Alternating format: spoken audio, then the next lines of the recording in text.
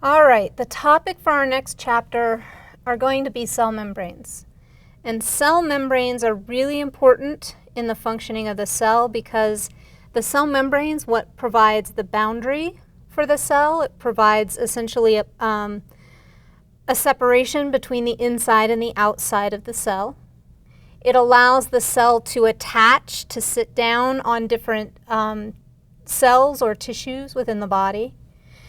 The cell membrane is also what essentially is the cell's way of interacting with the environment, because anything in the environment potentially could come across that cell membrane into the cell. It's also a way for the cell to communicate with other cells. All right? But one of the concepts that's going to be really important with cell membranes, and I'm going to come back to this in another video, is that cell membrane has to be what's known as selectively permeable, all right? Because in terms of the cell's environment, there are going to be some things that the cell wants to bring in, there are things the cell wants to get out, and there are some things that it wants to block. There are some things that the cell doesn't want to bring in, okay? And there are some things that it doesn't want to release from the inside. So that gets to the selectivity. Some things can cross the cell membrane, but not everything can. And we'll talk a little bit more about that later, okay? What I want to focus on with this video, really to start out with, is the cell membrane structure, all right?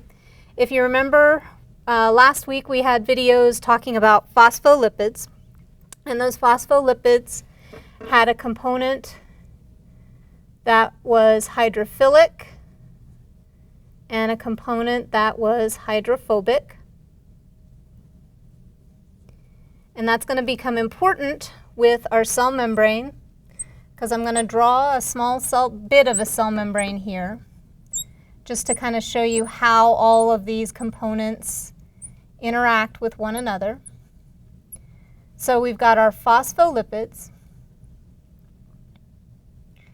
which we draw as the circles with the squiggly lines. And in terms of those squiggly lines, the other thing to remember, I draw them the same, but in terms of that phospholipid, remember you've got one saturated fat and you've got one unsaturated fat. And having that kink in the fat is going to impart some characteristics on the cell membrane. One of the things that that's going to impart or allow is for the membrane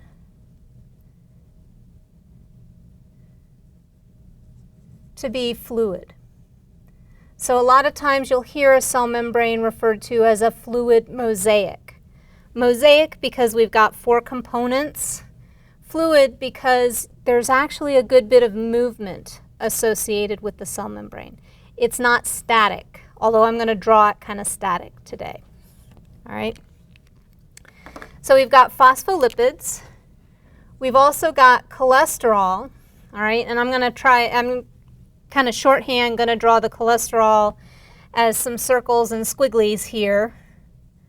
If you remember from the last videos, we had the rings, those are the circles, the squigglies are the tail associated with that cholesterol. But what that cholesterol does, because you've got that unsaturated fat, those phospholipids can't pack in real tight. That allows a little bit of wiggle room to allow the cholesterol to kind of wiggle in there and associate with the component that it wants to associate with. Because remember, both phospholipids and cholesterol are an example of fats or lipids, okay? A little more obvious because it's in the name with phospholipids. But cholesterol is also a lipid. So it's going to want to associate with that component of the cell membrane that's hydrophobic, all right? And in terms of our cholesterol and function, all right, it's going to impart some structure in terms of the cell membrane because of the rings associated with it. And it's also going to allow the cell membrane to remain fluid and be able to move at lower temperatures. So if your body temperature drops, your cell membranes aren't going to seize up and become solid. They'll still be fluid because of the cholesterol. Of course, if your body temperature drops significantly, you're going to have other problems associated with that, but that's not what we're focusing on today, okay? But in terms of that, that's really what the function of the cholesterol is within our cell membrane. The proteins I'm going to kind of draw as big green blobs. And as far as function goes with the proteins, you're going to have a lot of variation as far as function. And in terms of the proteins can be involved in things like attachment. And I think the example I have in the PowerPoints is a specific protein called integrin. And I put integrin in there because integrin is a protein found in the cell membrane. It helps anchor cells to other cells. And what happens in cells that become cancerous, a lot of times integrin, that protein, is something that cell membrane loses. So it goes away in cancer cells. And that's what allows cancer cells to be able to break away and move to other parts of the body, all right? That process of cancer cells breaking away and moving is metastasis. And there's really a lot more involved than just integrins, but integrins are one component of it, okay? So they can be involved in attachment. They can be involved in communication. In the form of channels and receptors, okay? And so we got attachment, we've got communication. One thing we're going to talk a lot about this semester are going to be enzymes, okay? So there can be enzymes in the cell membrane. And what you'll actually have with the cell membrane, because it's fluid and moves, you're going to have areas where certain proteins are going to be concentrated. And those areas where you've got proteins concentrated, I'm going to write it up here, are known as lipid rafts. And those lipid rafts are going to be where a lot of the metabolic processes happen within the cell. They'll happen in concentrated areas of the cell membrane, okay? So proteins really kind of have a diverse function. For now, we're just going to put them as the big green blobs in there, all right? And our last component that we're going to have are going to be the carbohydrates. And we'll kind of draw those off like that. Put this over here, okay?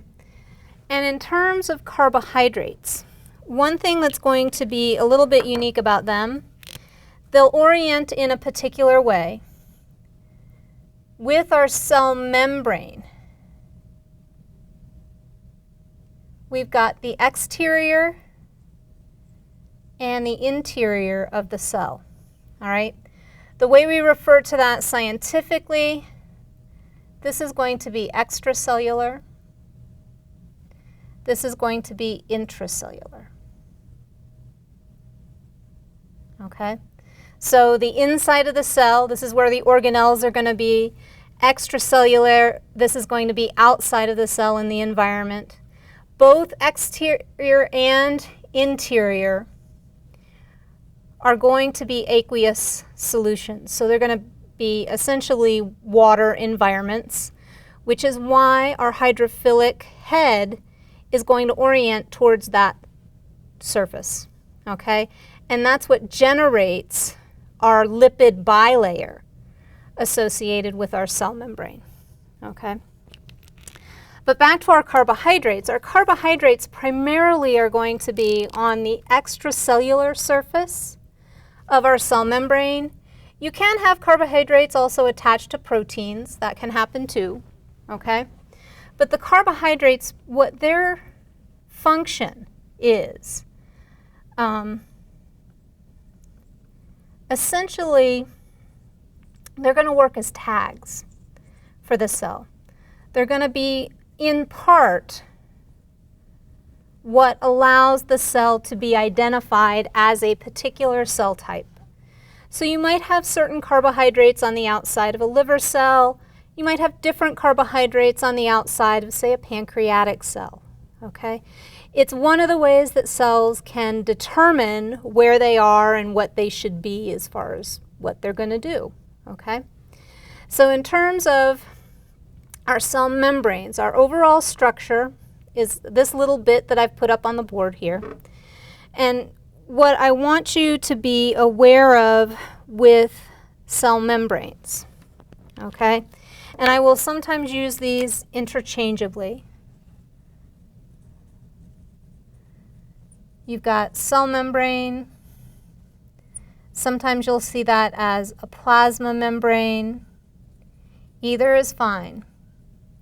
But one of the keys associated with a cell membrane is you'll see them very often described as a fluid mosaic.